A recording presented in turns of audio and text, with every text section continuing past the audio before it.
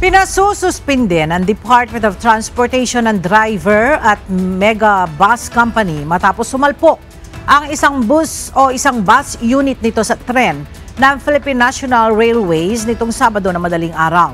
Ayon sa detalyeng nakalap ng DOTR, bumangga ang bus ng naturang kumpanya sa bahagi ng Paloyo-Nabua Crossing sa pagitan ng Lourdes Yang at Bato sa Camarines Sur.